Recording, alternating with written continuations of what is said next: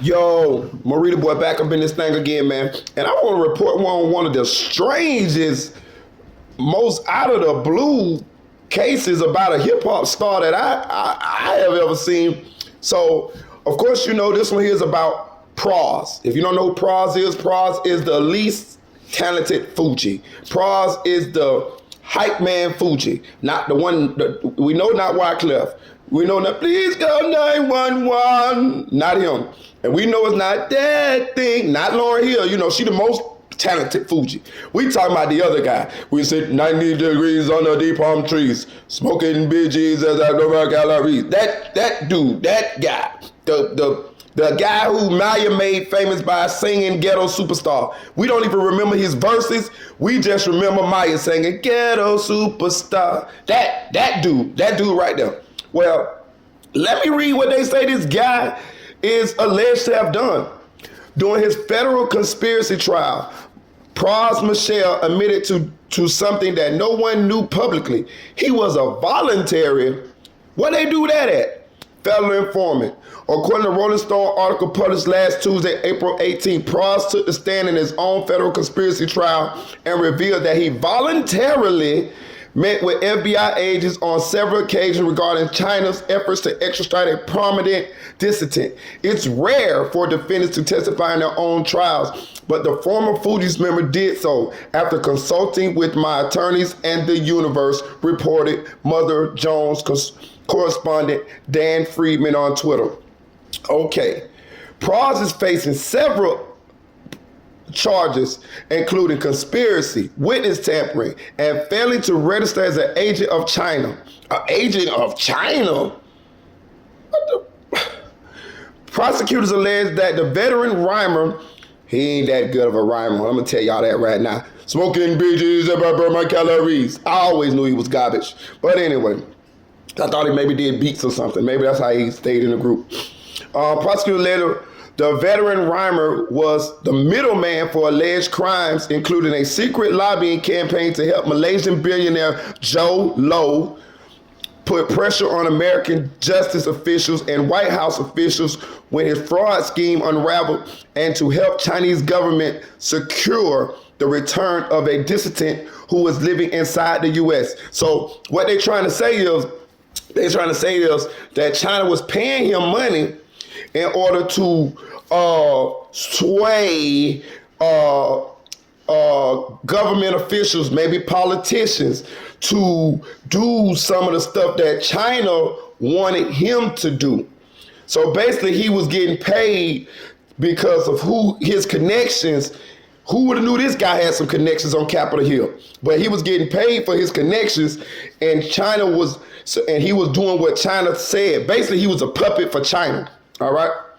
While on the stand, Pras addressed his alleged efforts to get the USA to extradite Chinese billionaire Wang Wingui.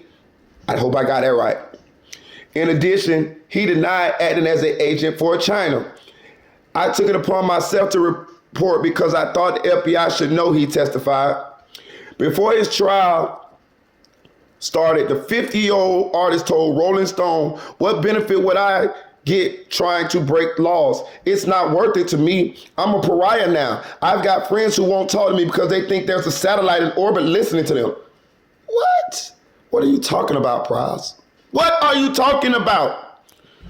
Upon hearing the news that Pras was acting as an FBI informant, fans jumped on social media to share their thoughts on the shocking revelation. I knew Pras was a informant when I heard him say BDB, BDB, BDB bowl on a track and never got arrested. I told you he couldn't rap. I told you he was garbage. But let's just see what the news people say about Pras. But basically what happened is he was getting paid money. They say he got paid over $100 million. I wonder what Pras' connections is. And I'm gonna tell you something, China ain't just gonna pay him $100 million and he ain't got some real concrete connections. He must have been doing this for other countries, or he been doing this for China. They say this span over two presidents. They say this happened in the Obama administration and this happened in the Trump administration. But let's just see what the news people say. Jury deliberations begin today in the conspiracy trial against former Fugees rapper Pras Michel.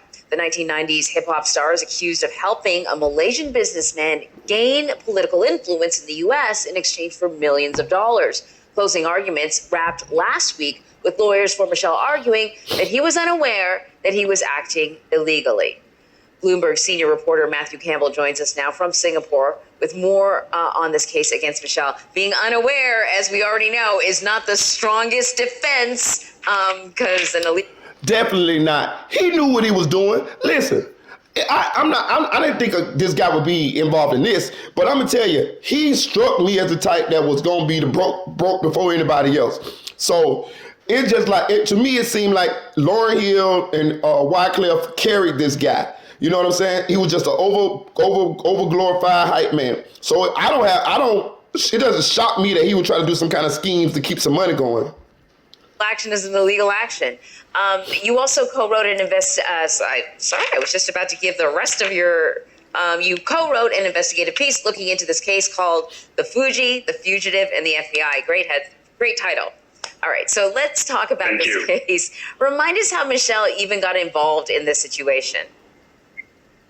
This is a truly stranger than fiction story, and there are really two buckets of charges. One to do with allegedly illegal election donations to the Obama campaign, and the other to do with what the government says is illegal law. So he was giving money to the Obama campaign on Obama's, I want to say second term running. So Pras was. So evidently he had been funneling money from these foreign,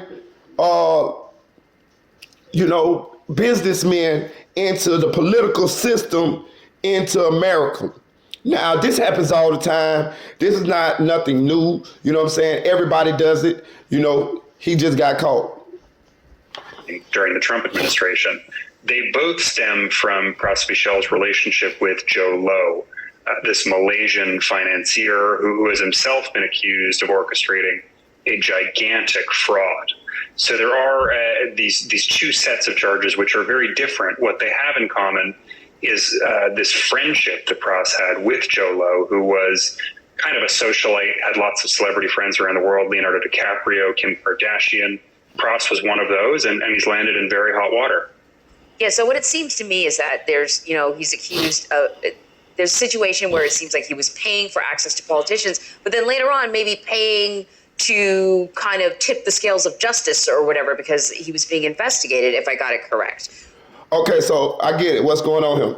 So the foreign businessmen, the foreign guys with all these billions of dollars, right?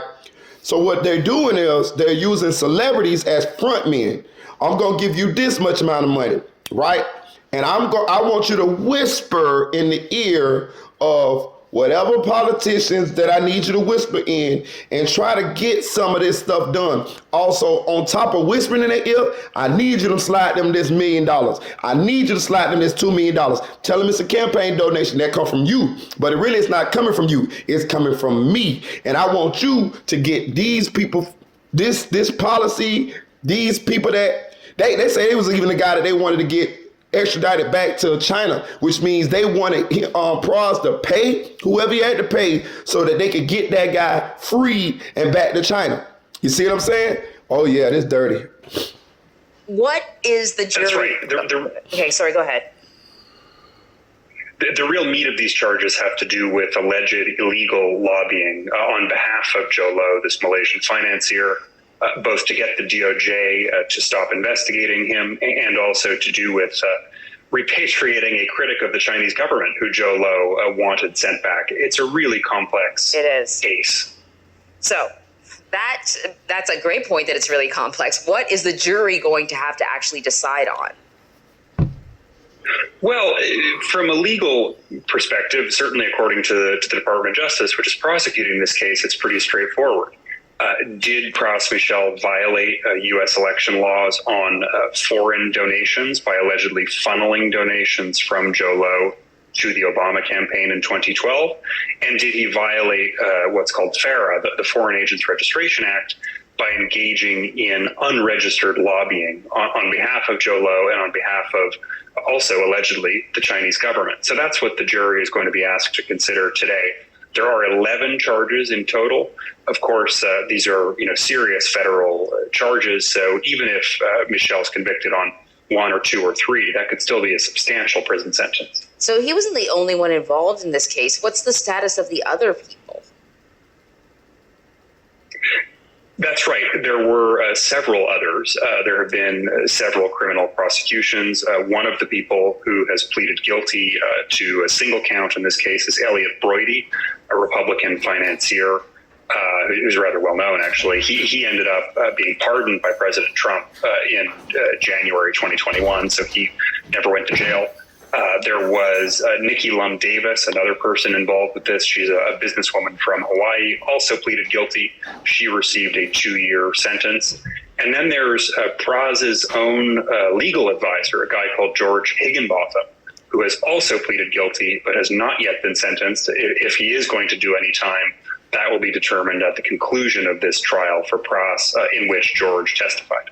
Wow. These are serious accusations or allegations. We'll see how the court case unfolds. Matthew Campbell, thank you. So jury deliberations. So as we can see, he in some hot water. He facing up to 22 years. But if you listen to the other defendants that was in this case and the penalties and the sentences they all got light sentences. You know what I mean? They only got like 2 years, some small like that. That don't mean he ain't gonna get no heavy one because he's dark skinned, if you get what I'm saying. But yeah, y'all get in the comment section. Y'all let me know about Praz being an FBI agent. You know what I'm saying? Trying to get that money from them Chinese billionaires because he was broke, because he wasn't selling no more records, because he was the least talented Fugees. Like, share, subscribe, comment to the channel. Cheers.